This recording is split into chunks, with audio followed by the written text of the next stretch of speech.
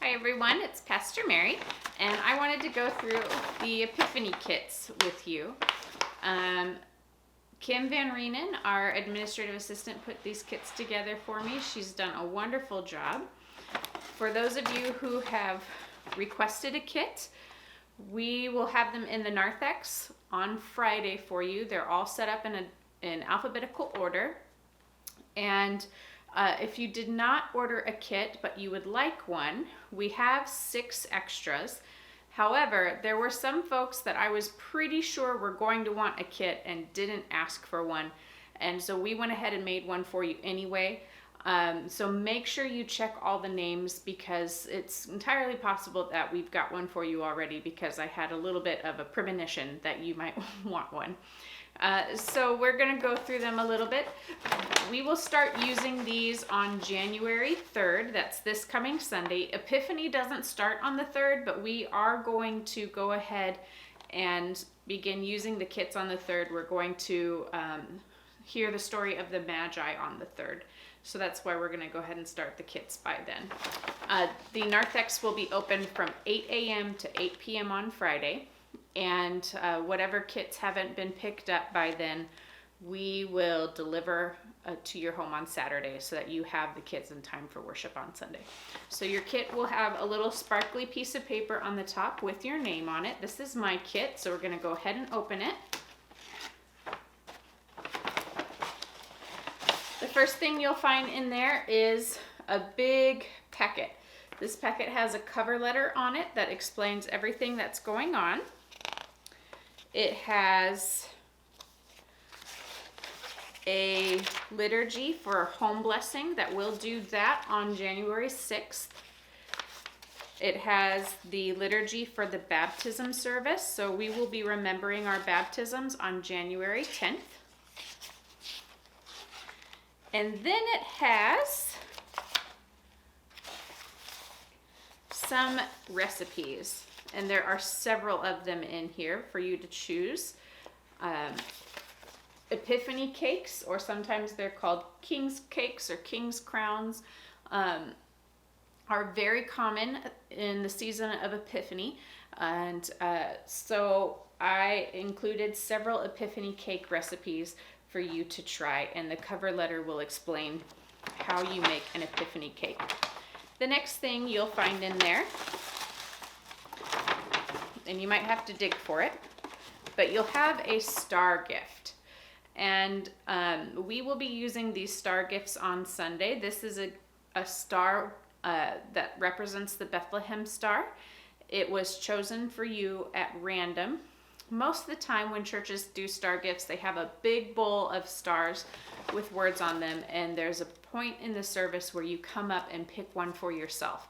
Since we weren't able to do that, when we assembled these kits, we just put all of the stars in all of the kits, and then we went back and labeled them, not knowing which star was in which kit. So you receive your word at random, and the idea is that you received this word because the Holy Spirit guided you to this word, just as the Holy Spirit guided the Magi with the star to Christ. And your cover letter will talk a little bit more about how you use this star word. The star word that I received this year for our household is innocence. The next thing that you'll find is a little evergreen branch. We will use this on January 10th in the baptism renewal service. Because we're not actually baptizing anyone, we have a little bit more freedom to do this online in a format that we wouldn't be able to do otherwise. And this is a tool to help you remember your baptism. And we'll use this on January 10th.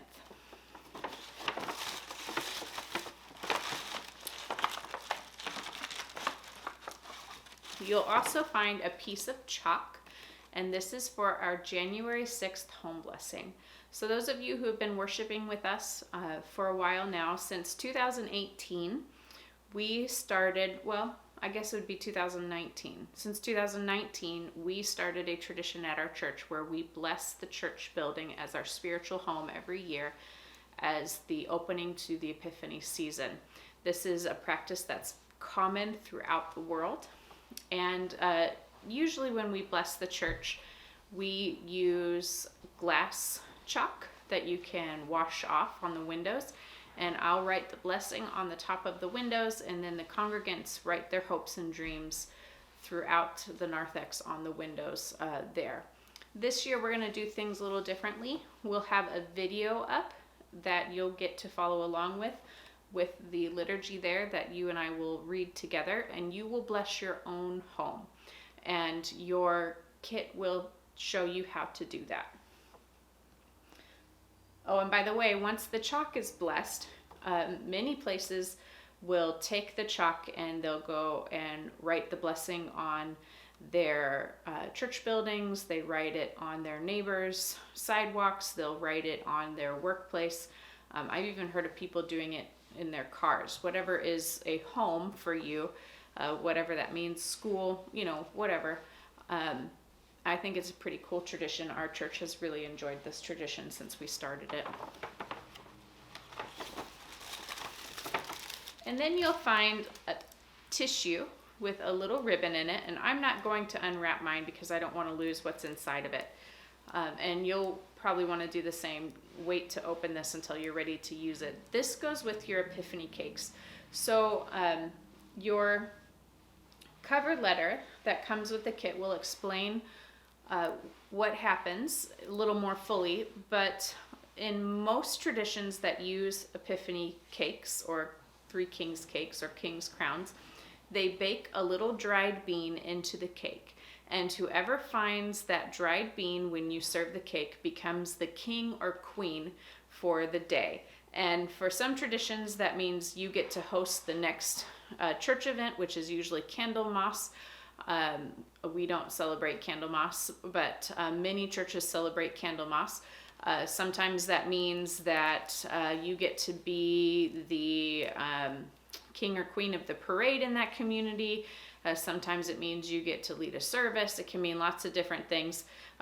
Sometimes it just means that you have good luck and you'll get to have people wait on you hand and foot for the day. Your family can decide what finding the king or queen bean means, but the bean represents Jesus. And so just as the three kings found Jesus, whoever finds this bean gets to be the king or queen for the day.